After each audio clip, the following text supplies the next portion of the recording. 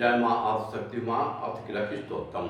महर्षि मार्कंडेय जी बोले, निर्मल ज्ञानों के सही धारण करने वाले देवत्रय रूप दिव्य त्रिनेत्र वाले जो कल्याण प्राप्ति के हेतु हैं तथा अपने मस्तक पर अर्चन धारण करने वाले हैं, आप भगवान से संकल्प में बारंबार प्रणाम करता हूँ। जो मनुष्य इस किलक मंत्रों को जानता है वही पुरुष कल्याण को प्राप्त करता है।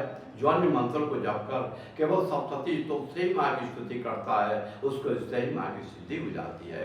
उन्हें अपने कार्य की सिद्धि के लिए दूसरे की साधना करने की आवश्यकता नहीं रहती। बिना जप के हुए उच्चाटन आप सब काम सिद्ध हो जाते हैं। लोगों के मन में शंका थी कि केवल सप्तती की उपासना से अथवा सप्तती को छोड़कर अन्य मंत्रों की उपासना से भी समान रूप से सब कार्य सिद्ध हो जाते हैं, सब कार्य सिद्ध हो जाते हैं। सिद्ध हो जाते हैं। उन्हें अपने कार्य की सिद्धि के लिए दूसरे की साधना करने की आवश्यकता नहीं रहती। बिना जप के उनके उच्चाटन आप सब काम सिद्ध हो जाते हैं। लोगों के मन में शंका थी कि केवल सप्तती की उपासना अथवा सप्तती को छोड़कर अन्य मंत्र की उपासना से भी समान रूप से सब कार्य सिद्ध हो जाते हैं, तब इनमें कौन सा श्रेष्ठ साधन है। लोगों की शंका को ध्यान रखकर भगवान श्री शंकर ने अपने पास आए हुए भक्तों को समझाया कि यह सप्तती नामक संपूर्ण स्तोत्र कल्याण को देने वाला है। इसके पश्चात भगवान श्री शंकर ने माँ चंडिका के सप्तती नामक स्तोत्र को गुप्त कर दिया। अतः मनुष्य इसको बड़े पुण्य से प्राप्त करता है। जो मनुष्य की पट की 14 अष्टमी को एकाग्रचित होकर माँ को अपना सर्वत्र समर्पित कर देता है और फिर उसे प्रसाद रूप में ग्रहण करता है, उस पर माँ प्रसन्न होती हैं।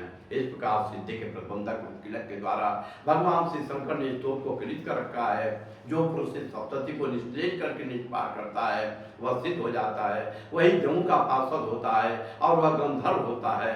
सर्वत्र विचरत रहने पर उस मनुष्य के संसार में कहीं कोई डर नहीं होता, वह मृत्यु के वस्तु नहीं पड़ता और मरकर मोक्ष की प्राप्ति हो जाती है। किंतु इस किलक विधि को जानकर ही माँ सप्तती का पाठ करना चाहिए। जो ऐसा नहीं करता उसका कल्याण नहीं होता है। किरण और निष्करण संबंधी जानकारी के पश्चात ही यह स्तोत्र निर्दोष होता है और विद्वान पुरुष इस निर्दोष स्तोत्र का ही पाठ आरंभ करते हैं। स्त्रियों में जो कुछ भी सौभाग्य दिखाई देता है वह सब इस पाठ की कृपा है, इसलिए इस कल्याणकारी स्तोत्र का सदा पाठ करना चाहिए। इस स्तोत्र का समय पाठ करने से भी स्वल्प फल की प्राप्ति होती है, इसलिए उच्च स्वर से इसका पाठ आरंभ करना चाहिए। जिस माँ के प्रसाद से ऐश्वर्य सौभाग्य संपत्ति शत्रुनाथ तथा ब्रह्म मोक्ष की प्राप्ति होती हो तो उस माँ की स्तुति तो प्रत्येक मनुष्य को अवश्य करनी चाहिए, अवश्य करनी चाहिए, अवश्य करनी चाहिए। ओम ऐं क्लीं चामुंडाय विचे ओम दुर्गाय नमः।